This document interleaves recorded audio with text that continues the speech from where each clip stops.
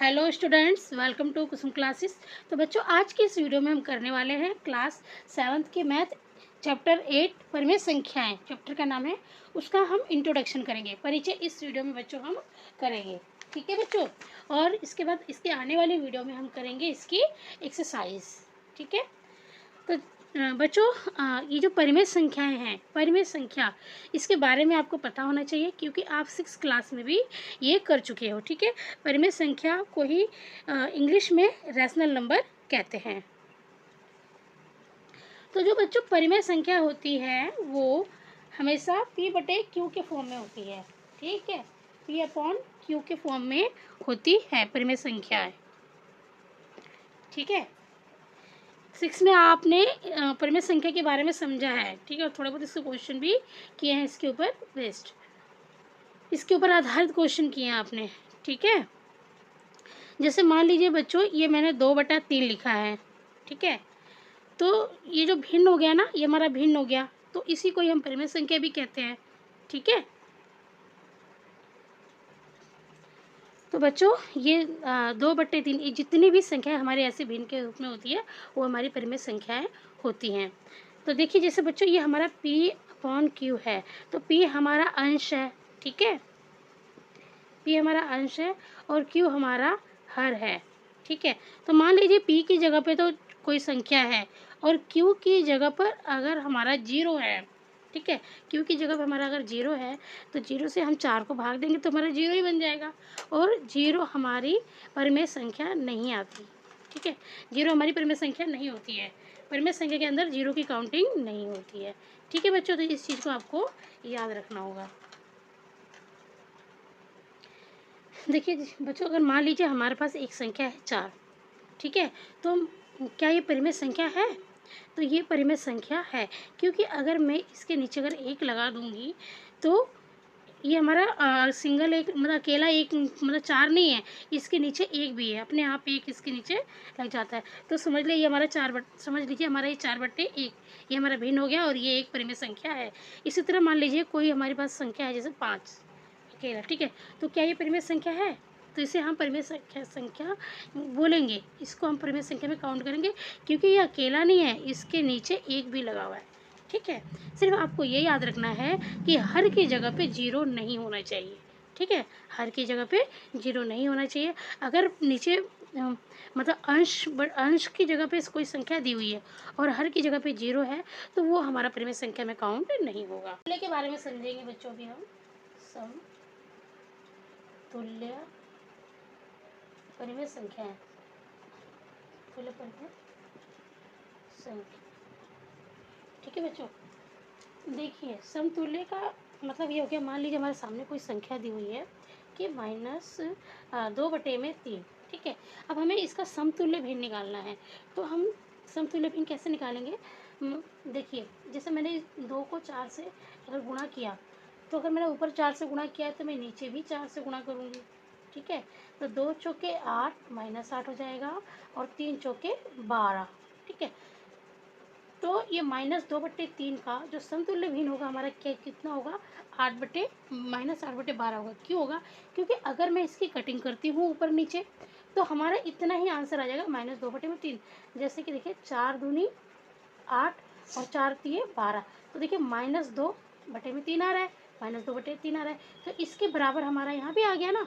तो इसका मतलब क्या हुआ कि -2/3 का जो समतुल्य भिन्न होगा वो हमारा कितना होगा? -8/12 होगा। चलिए एक और एग्जांपल लेके समझते हैं। जैसे मान लीजिए मैंने -2/3 को -2/3 का हमें समतुल्य भी निकालना है। तो देखिए हम कैसे करेंगे। मान लीजिए मैंने इसको 3 से गुणा कर दिया। अगर मैं ऊपर 3 से गुणा कर रही हूँ अंश को, तो मुझे हर को भी 3 से गुणा करना होगा, ठीक है।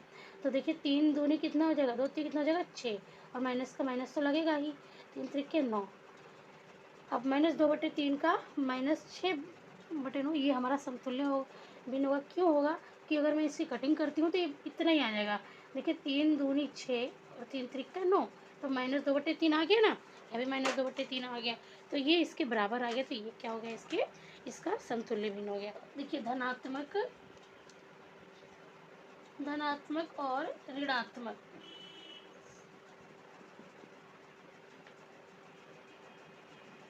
ऋणात्मक परिमेय संख्या, परिमेय संख्या, संख्याएं, ठीक है।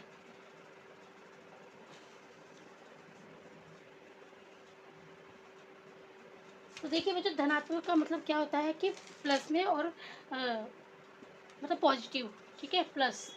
और ऋणात्मक का मतलब होता है कि नेगेटिव, मतलब कि माइनस, ठीक है, माइनस में। तो जैसे मैंने मान लीजिए मैंने यहाँ पे 4/5 लिखा, तो इसके साथ तो यहाँ प्लस का, मान लीजिए प्लस है तो प्लस को हम धनात्मक कहते हैं ना, जमा को क्या कहते हैं, धनात्मक। तो ये हमारा धनात्मक परिमेय संख्या हो गया।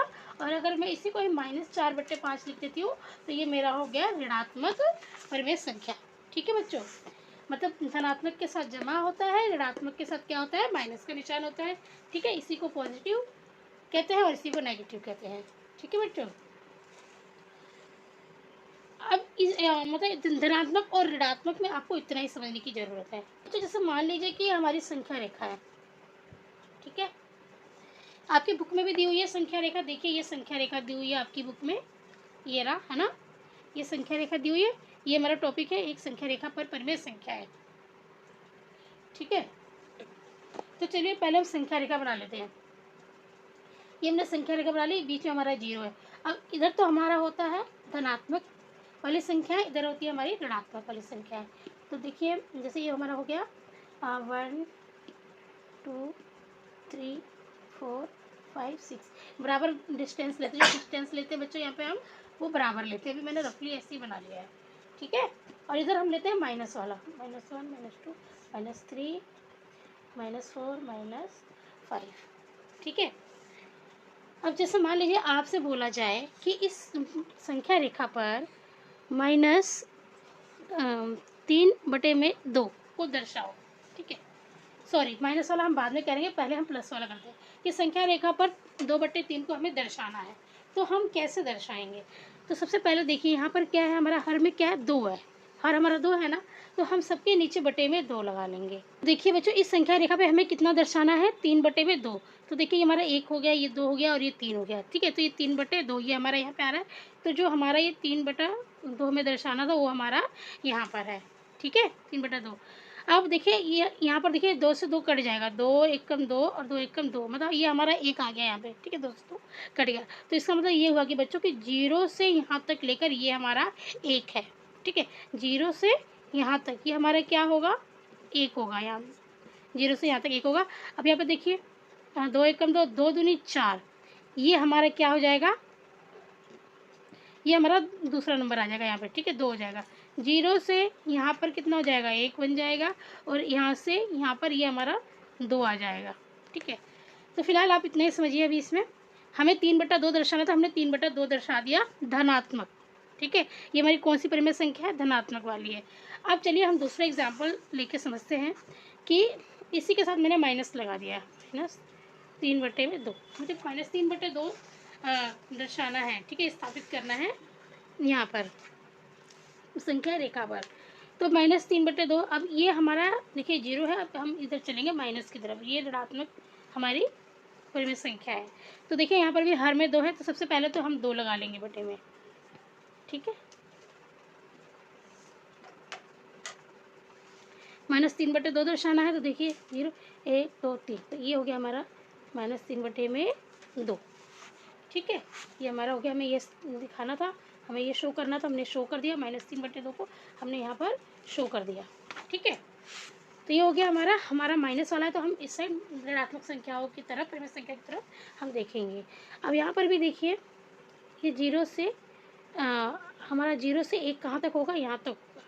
क्यों होगा, क्योंकि यहाँ पर भी 2 से 2 एकम 2 2 एकम 2 एक बार में कट गया, तो -1 हमारा यहाँ आ रहा है, यहाँ तक आ रहा है। तो 0 से 1 हमारा यहाँ होगा।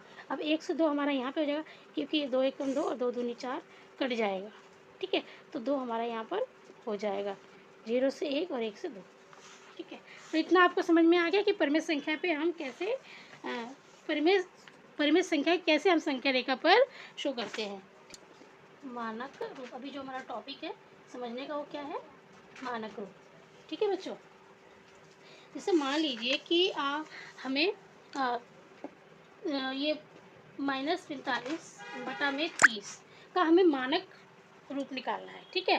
जो इसकी सबसे लोएस्ट फॉर्म होगी उसी को ही हम मानक रूप कहते हैं, ठीक है बच्चों। तो जैसे अब ये 200 तो जाएगा नहीं, मैं इसे 5 से सीधे भाग दे रही हूँ। 5 निम 45 और 5 के 30, ठीक है। फिर देखिए 3 त्रिके 9 और 3 दूनी 6। अब ये नहीं कटेगा, ठीक है, ये 3/2 अब नहीं कटेगा, तो हम इसको -3/2 लिख लेंगे। तो यहाँ माइनस का साइन है, तो इसलिए मैंने भी यहाँ पर भी माइनस लगा दिया है, ठीक है बच्चों। तो -45/30 का जो मानक रूप है वो कितना है, -3/2 है, ठीक है बच्चों। इतना समझ में आ गया आपको। चलिए एक एग्जांपल और समझ लेते हैं कि 36/-24, ठीक है, 36/-24। तो देखिए मैंने इसको तो डायरेक्ट मैंने 5 के टेबल से भाग दिया था। अब इसको हम मतलब पहले हमें छोटे टेबल से ही काट कर देखना चाहिए, ठीक है। तो मैं सबसे पहले से 2 के टेबल से करके देखती हूँ। देखिए 2 1 कम 2 और 2 8 16, ठीक है। 2 1 कम 2 और 2 दूनी 4, कि 2 नीम 18 और 2 6 12। अभी भी कट जा रहा है ये। 3 त्रिके 9 और 3 दूनी 6, ठीक है। तो जो हमारी लोएस्ट फॉर्म आ गई इसकी कितनी आई है, 3/2 आई है। और यहाँ माइनस लगा है 24 के साथ, तो यहाँ माइनस आ जाएगा हमारा, ठीक है। अब ये आगे नहीं कटेंगे। तो 36/-24 की जो लोएस्ट फॉर्म है कितनी है, वो 3/-2। तो जो 36/-24 का जो मानक रूप है ना वो कितना है, 3/-2। बच्चों अब हम समझेंगे परिमेय संख्याओं की तुलना, ठीक है। परिमेय संख्याओं की तुलना, ठीक है। परिमेय संख्याओं में हम कैसे तुलना करते हैं कि हमारी कौन सी भिन्न बड़ी और कौन सी भिन्न छोटी है। जैसे मान लीजिए आपके सामने ये हमारी परिमेय संख्या है 1/2 और 1/5। हमें इसके बीच में क्या करना है, तुलना करनी है कि कौन सी जो हमारी परिमेय संख्या है वो बड़ी है, ठीक है। तो हम कैसे करेंगे, तो यहाँ पर हमें क्या करना होता है बच्चों, जो हमारा ये हर है इसका हमें क्या करना होता है, लघुत्तम निकालना होता है, ठीक है। तो मैं लघुत्तम निकाल लूँगी। यहाँ पे देखिए 2 1 कम 2 और 5 को मैंने ऐसे कॉपी कर लिया। फिर 5 से करेंगे 5 से कम 5, तो इन दोनों का गुणा कर देंगे, 2 पंजे 10, तो हमारा ये 10 आ रहा है। तो इन दोनों का लघुत्तम जो है वो कितना आ रहा है, एलसीएम 10 आ रहा है। तो इसका मतलब क्या हुआ कि हमें नीचे हर में 10 लाना है, ठीक है। अब 1/2 एक यहाँ पर लिख लीजिए और 1/5 यहाँ पर लिख लीजिए, ठीक है। अब हमें हर में 10 लाना है। हमें हर कितना लाना, यहाँ पे इसका लघुत्तम कितना आया है, एलसीएम बराबर 10, ठीक है। तो हमें क्या करना है, हमें हर को 10 बनाना है, ठीक है। तो देखिए अब 2 को हम किससे गुणा करें कि हमारा 10 बन जाए, तो 2 को हम 5 से गुणा कर देंगे, ठीक है। और जब हमने 5 से नीचे किया है तो 5 से हम ऊपर भी करेंगे। तो हमारे ये हो गया 5 एकम 5 और ये 2 पंजे 10, ठीक है। अब यहाँ पर भी हमें हर को 10 बनाना है, तो इसको हम हर को 10 बनाने के लिए 2 से गुणा कर देंगे। 5 दूनी 10। अब नीचे 2 से किया तो ऊपर भी 2 से करेंगे। यहाँ पर हो जाएगा 2 एकम 2 और 5 दूनी 10। तो ये हमारी परिमेय संख्या निकली है। देखिए 5/10 और 2/10। तो देखिए अब इसमें से हमारी कौन सी बड़ी है, परिमेय संख्या, 5/10 बड़ी है। कैसे पता लगाएंगे, देखिए एक बच्चे के 5 में से एक बच्चे के 10 में से 5 नंबर आते हैं और एक बच्चे के 10 में से 2 नंबर आते हैं। तो किसके ज़्यादा नंबर आ रहे हैं, 10 में से 5 वाला ज़्यादा नंबर ला रहा है। तो इसका मतलब है कि हमारी ये वाली जो परिमेय संख्या है वो बड़ी है, ठीक है। इतना समझ में आ गया आपको। अब